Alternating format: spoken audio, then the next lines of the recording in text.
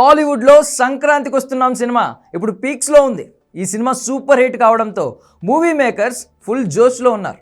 ఇక ఈ సినిమాలో నటించిన చైల్డ్ ఆర్టిస్ట్ రేవంత్ పవన్ సాయికి మంచి మార్కులు పడ్డాయి. తన కామెడీతో బాగా అలరించిన ఈ చైల్డ్ ఆర్టిస్ట్ థియేటర్లలో నవ్వులు పూయించాడు.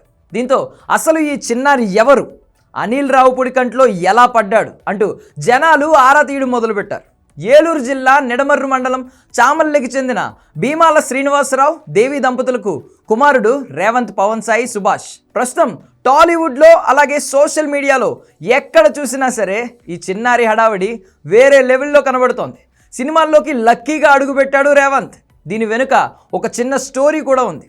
2024 మే నెలలో జరిగిన ఆంధ్రప్రదేశ్ ఎన్నికల్లో జనసేన పార్టీ తరపున ఈ చిన్నారి ప్రచారం చేశాడు. ఆ ప్రచార వీడియో ఇన్స్టాగ్రామ్లో పోస్ట్ చేయడంతో అది వైరల్ అయింది. ఇక ఆ వీడియోలు నిర్మాత దిల్ రాజు, డైరెక్టర్ అనిల్ రావుపూడి చూశారు. అక్కడే రేవంత్ను ఎంపిక చేశారట. ఈ విషయాన్ని రేవంత్ తండ్రి శ్రీనివాసరావు ఓ ఛానల్కి ఇచ్చిన ఇంటర్వ్యూలో భాగంగా చెప్పారు.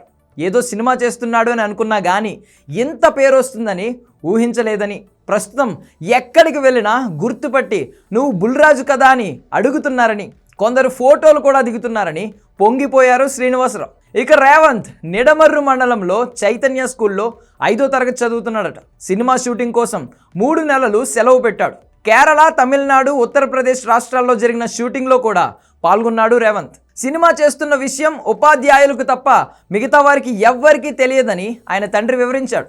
రేవంత్ సొంత ఊరు నిడమర్రుకి టాలీవుడ్కి మంచి లింకే ఉంది. దివంగత కమెడియన్ ఎంఎస్ నారాయణ ఇదే గ్రామం నుండి వచ్చారు. ఆయన టాలీవుడ్లో స్టార్ కమెడియన్గా ఒక వెలిగారు. ఇప్పుడు అదే గ్రామం నుంచి ఎంట్రీ ఇచ్చాడు చైల్డ్ ఆర్టిస్ట్ రేవంత్. ఇక రేవంత్కు చదువు అంటే బాగా ఇంట్రెస్ట్ అని ఆయన తల్లిదండ్రులు చెప్పుకొచ్చారు. రేవంత్ బాగా చదివి డాక్టర్ కావాలనుకుంటున్నాడని, వైద్యుడైతే పేదలకు సేవ చేసే అవకాశం ఎక్కువగా ఉంటుందన్నారు. సినిమా సక్సెస్ కావడంతో తమ ఊరు గ్రామస్తులు ఎంతో సంతోషంగా ఉన్నారని శ్రీనివాసరావు తెలిపారు. ఇక ఈ సినిమాకు సంబంధించి చిన్నారికి దాదాపు 15 లక్షల రెమ్యూనరేషన్ ఇచ్చినట్లు టాక్.